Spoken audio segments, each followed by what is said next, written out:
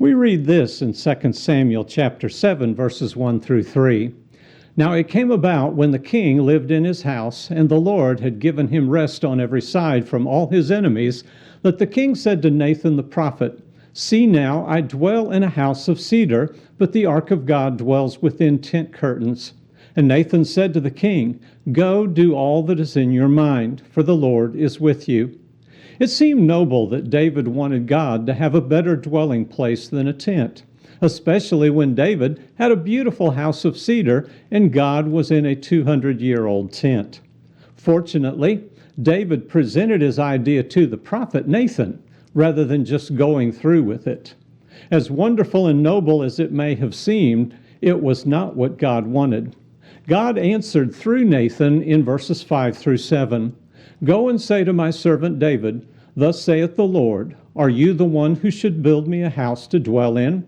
For I have not dwelt in a house since the day I brought up the sons of Israel from Egypt, even to this day. But I have been moving about in a tent, even in a tabernacle.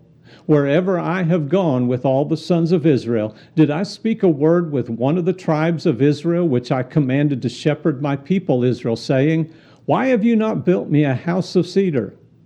You see, God has other plans. God has a better plan. But then, doesn't God always have a better plan, whether it makes sense to us or not? It's important to remember that David was a prophet. Peter said in Acts 2:29 and 30, Brethren, I may confidently say to you regarding the patriarch David that he both died and was buried, and his tomb is with us to this day. And so because he was a prophet and knew that God had sworn to him with an oath to seat one of his descendants upon his throne, he looked ahead and spoke of the resurrection of the Christ. Even though David was a prophet, and even though David had this noble idea that would give glory to God, David was not in alignment with what God wanted. A couple of weeks ago, we saw that David didn't get things right when he moved the ark of God.